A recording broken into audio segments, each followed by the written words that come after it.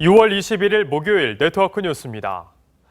광주시가 현대자동차 광주 완성차 공장 설립을 위한 투자 협약식 날짜를 일방적으로 정하고 추진해오다 결국 협약이 파행을 맞았습니다. 현대차와 협상 과정에서 이견을 좁히지 못한 건데 추후 언제 다시 협약식을 열지도 몰라 공장 설립마저도 불투명한 상황입니다. 박건우 기자가 취재했습니다.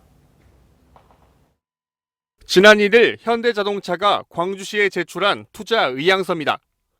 현대차는 사업 타당성 검토 후 투자 여부와 투자 규모 등을 결정하기로 했습니다.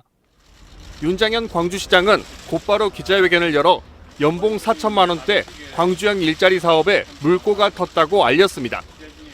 지방자치단체와 기업이 합작으로 법인을 설립하고 제품을 생산하는 첫 번째 사례로 일자리 창출에 좋은 계기가 되기를. 이후 광주시와 현대차는 세 차례 투자 협약을 논의했습니다. 광주시는 협약식을 19일로 설정하고 속전속결로 협상을 이어갔습니다. 하지만 협상 과정에서 문제가 발생했습니다. 합작법인 이사회 구성과 위탁 생산 차량 가격 등에서 의견 차이를 보인 것입니다.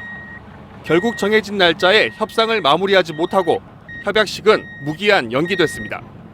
물리적인 시간이 좀 부족했어요. 협약서를 좀 두툼하게 만들어야 되는데 다 합의 본 건 물론 아니고요. 좀 조금씩 차이가 있었던 거고.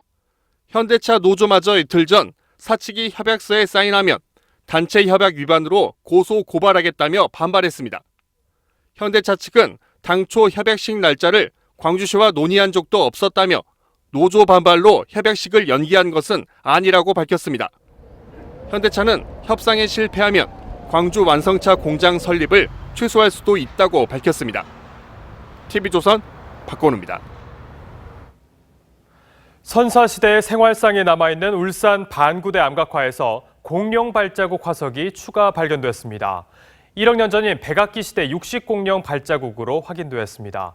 공룡 무리가 줄지어 지나갔던 흔적인 보행렬도 반구대에서는 처음 발견됐습니다. 정민진 기자입니다.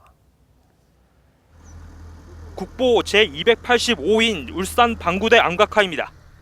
암각화에서 10m 떨어진 바위 위에 커다란 발자국이 찍혀 있습니다. 1억 년 전인 중생대 백악기 시대 공룡 발자국입니다. 육식 공룡이 무리지어간 발자국인 보행렬도 암각화 근처에서는 처음 발견됐습니다.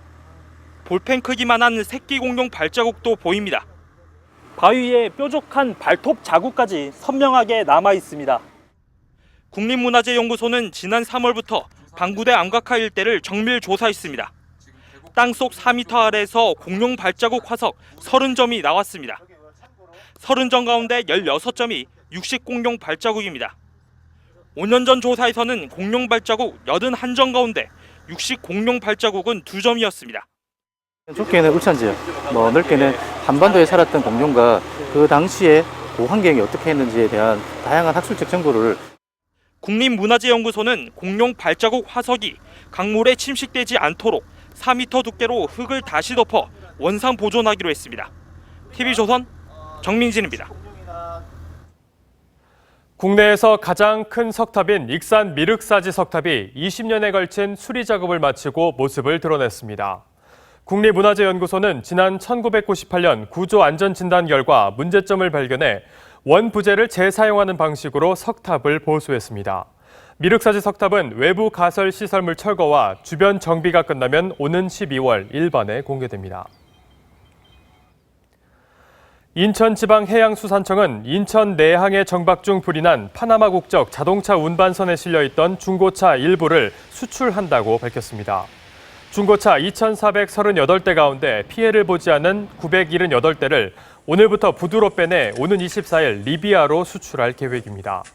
나머지 중고차 1,460대는 화재 선박에 실어놓은 채로 내항 밖으로 예인할 예정입니다. 인천해수청은 국립과학수사연구원의 감정 결과가 나오는 대로 화재 선박의 폐선 여부를 결정할 방침입니다. 국내 최대 조림지인 전남 강진 초당림이 오는 29일부터 이틀 동안 일반에 공개됩니다. 강진 초당림은 지난 1968년부터 편백과 백합나무 등을 450만 그루 심어 만든 인공숲입니다. 크기가 여의도의 3배인 초당림은 지난해에 이어 올해가 2번째 개방으로 1년에 단 이틀만 문을 열어 비밀의 정원이라는 별칭을 얻었습니다. 호남 지역을 기반으로 한 신생 항공사 에어필립이 오는 30일 첫 운항을 시작합니다.